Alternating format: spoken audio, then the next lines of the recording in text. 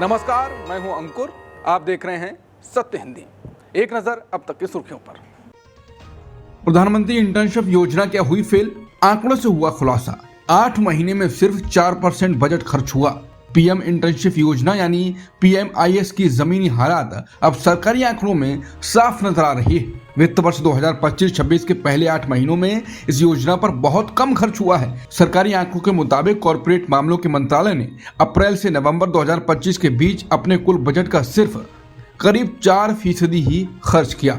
मंत्रालय को इस साल 11,500 करोड़ रुपए से ज्यादा का बजट मिला था, लेकिन 8 महीनों में केवल 500 करोड़ रुपए से थोड़ा ज्यादा ही खर्च हो सका। इस बजट का लगभग 94% हिस्सा यानी 10,800 करोड़ रुपए से ज्यादा पीएम इंटर्नशिप योजना के लिए रखा गया था। इससे साफ होता है कि योजना पर खर्च कम होने की वजह से ही मंत्रालय का कुल खर्च भी बेहद कम रहा। ये पहली बार नहीं जब इस योजना का प्रदर्शन कमजोर रहा हो।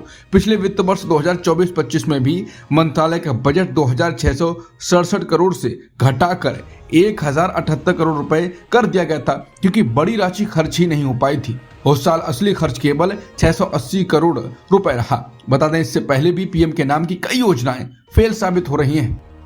बीएमसी में 9:30 बजे तक 6.98% वोटिंग दर्ज। काउंटिंग कल 16 जनवरी को होगी। भारत की सबसे अमीर सिविक बॉडी बीएमसी के आम चुनाव आज जोर शोर से चल रहे हैं। सुबह 9:30 बजे तक वोटिंग का प्रतिशत 6.98% दर्ज किया गया है। वोटिंग सुबह 7:30 बजे शुरू हुई और शाम 5:30 बजे तक चलेगी। पूरे मुंबई के 227 वार्डों में मतदान हो रहा है। बॉलीवुड अभिनेता अक्षय कुमार और उनकी पत्नी ट्विंकल खन्ना ने जल्दी वोट डाला और मुंबईकरों से बड़े पैमाने पर वोटिंग की अपील की। क्रिकेट लेजेंड सचिन तेंदुलकर ने भी अपना वोट डाला और कहा, यह बहुत महत्वपूर्ण चुनाव है, सभी को वोट जरूर डालना चाहिए। अभिनेता नाना पाटेकर, हेमा मालिनी, विशाल ददलानी और बाकी सेलेब्स ने भी मताधिकार का इस्तेमाल किया। बता दें, काउंटिंग कल 16 जनवरी को होगी। नागपुर चुनाव में भागवत का वोट नोटा पर बोले। आरएसएस प्रमुख मोहन भागवत ने गुरुवार सुबह नागपुर नगर निगम चुनाव में मतदान किया और इस दौरान नोटा को लेकर अहम टिप्पणी की। मतदान के बाद पत्रकारों से बात करते हुए भागवत ने कहा कि चुनाव लोकतंत्र का अनिवार्य हिस्सा है और वोट देना हर नागरिक की जिम्मेदारी है। उन्होंने नोटा विकल्प को लेकर कहा कि नोटा चुनना अप्रत्यक्ष रूप से ऐसे उम्मीदवार की मदद करता है जिसे जनता नहीं चाहती। ईरान में हिंसा पर विदेश मंत्री का बड़ा बयान। मौतों का आंकड़ा बढ़ा चढ़ाकर बताया जा रहा है। बोले, ट्रंप ना दोहराएं जून वाली गलती। ईरान के विदेश मंत्री अब्बास अरागची ने देश में बड़े पैमाने पर मौतों के दावे को सिरे से खारिज कर दिया है और आरोप लगाया है कि इस पूरे संकट के पीछे इजरायल की साजिश है। उन्होंने अमेरिकी चैनल फॉक्स न्यूज को दिए इंटरव्यू में कहा कि ईरान में मौतों की संख्या हजारों में नहीं बल्कि सैकड़ों में है। अरागची ने कहा कि हालिया हिंसा असल में विरोध प्रदर्शन नहीं बल्कि आतंकवादी गतिविधियां थीं। उनके मुताबिक बाहर से आए आतंकवादी तत्वों ने हालात बिगाड़े। उन्होंने पुलिस और सुरक्षा बलों पर हमला किया, आईसिस की तरह आतंकी तरीके अपनाए, पुलिसकर्मियों को जिंदा जलाया, उनके सिर काटे और आम लोगों पर गोलीबारी की। उन्होंने दावा किया कि 3 दिनों तक ईरान में असल में आतंकियों से लड़ाई चल रही थी, न कि प्रदर्शनकारियों से। ईरानी विदेश मंत्री ने यह भी कहा कि सरकार हालात पर पूरी तरह काबू में है और हिरासत में लिए गए प्रदर्शनकारियों को फांसी देने की कोई योजना नहीं है। उन्होंने कहा, हम पूरी तरह नियंत्रण में हैं। ईरान के विदेश मंत्री ने कहा कि हमें उम्मीद है कि समझदारी से काम लिया जाएगा और हालात को बड़े टकराव में बदलने से रोका जाएगा। अमेरिकी राष्ट्रपति ट्रंप को संदेश देते हुए अरागची ने चेतावनी भरी लहजे में कहा कि जून में जो गलती आपने की थी उसे दोबारा मत दोहराइए। अगर असफल नीति को फिर अपनाया जाएगा तो नतीजा वही होगा। ट्रंप बोले, राष्ट्रीय सुरक्षा के लिए हमें ग्रीनलैंड चाहिए। बोले, कोई रास्ता निकलेगा। डेनमार्क ने कहा, कब्जा पूरी तरह स्वीकार्य है। अमेरिकी राष्ट्रपति ट्रंप ने एक बार फिर ग्रीनलैंड को लेकर बड़ा बयान दिया। उन्होंने कहा कि ग्रीनलैंड को लेकर कोई समाधान निकल सकता है। ये बयान उन्होंने वॉशिंगटन में डेनमार्क और ग्रीनलैंड के अधिकारियों के साथ उच्च स्तरीय बैठक के बाद दिया। ओवल ऑफिस में पत्रकारों से बात करते हुए ट्रंप ने कहा कि अमेरिका और डेनमार्क के बीच बेहद अच्छे रिश्ते हैं। उन्होंने कहा कि मुझे लगता है कि कोई रास्ता निकलेगा, लेकिन इसके साथ ही ट्रंप ने दोहराया कि ग्रीनलैंड अमेरिका की राष्ट्रीय सुरक्षा के लिए बेहद अहम है। उन्होंने साफ शब्दों में कहा, हमें राष्ट्रीय सुरक्षा के लिए ग्रीनलैंड चाहिए। अब देखते हैं क्या होता है। डेनमार्क के विदेश मंत्री लार्स लोके रासमुसेन ने ग्रीनलैंड को लेकर अमेरिका के साथ गंभीर मतभेद होने की बात कही। उनका यह बयान व्हाइट हाउस में हुई उच्च स्तरीय बैठक के बाद आया। इस बैठक में ग्रीनलैंड की विदेश मंत्री भी मौजूद थीं।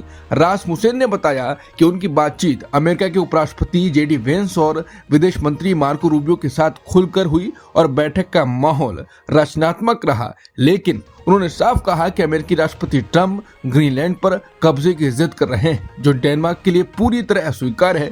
रासमुसेन ने कहा कि हमने ये बहुत स्पष्ट कर दिया है, ये हमारे हित में नहीं है। करीब 1 घंटे चली इस बैठक से कोई ठोस नतीजा नहीं निकला। तनाव के बीच ईरान ने बंद किया अपना हवाई क्षेत्र। ट्रंप का दावा, ईरान में प्रदर्शनकारियों की हत्याएं रुकी।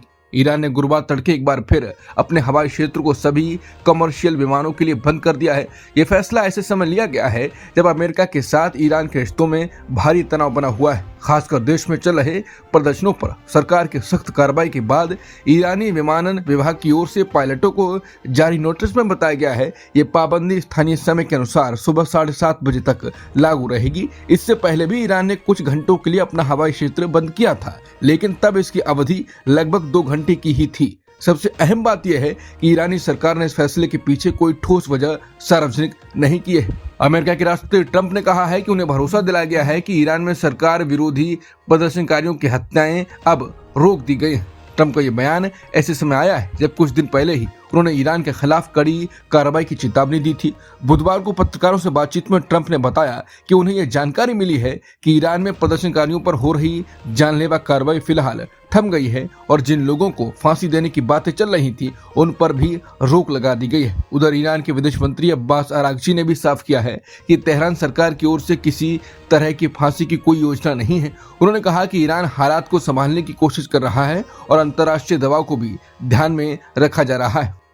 मणिपुर में अलग यूटी की मांग फिर जोरों पर। मैतेई समुदाय के साथ सह अस्तित्व मुश्किल है, बोले KZC यानी कुकी-जो काउंसिल। मणिपुर में कुकी-जो समुदाय के शीर्ष संगठन कुकी-जो काउंसिल यानी KZC ने एक बार फिर अपनी मांग दोहराई है कि राज्य में कुकी-जो जनजातियों के लिए अलग केंद्र शासित प्रदेश बनाया जाए। कुकी-जो काउंसिल का कहना है कि मौजूदा हालात में कुकी-जो समुदाय का गैर आदिवासी मैतेई समुदाय के साथ रहना बहुत मुश्किल हो गया है। KZC के मुताबिक दोनों समुदायों के बीच भरोसा पूरी तरह टूट चुका है और शांति के साथ सह अस्तित्व अब संभव नहीं रह गया है। उन्होंने साफ किया है कि शांति और सुरक्षा के लिए अलग प्रशासनिक व्यवस्था ही एकमात्र स्थायी समाधान है।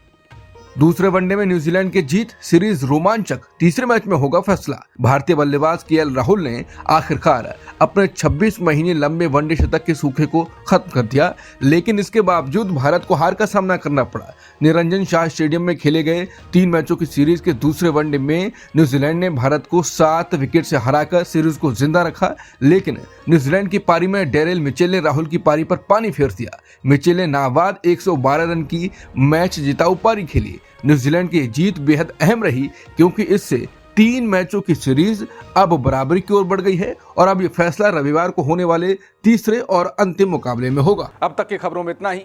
बाकी खबरों के लिए बने रहिए satyhindy.com के साथ। Copyright disclaimer under Section 107 of the Copyright Act 1976. Allowance is made for fair use for purposes such as criticism, comment, news reporting, scholarship, and research. Fair use is a use permitted by copyright statute that might otherwise be infringing.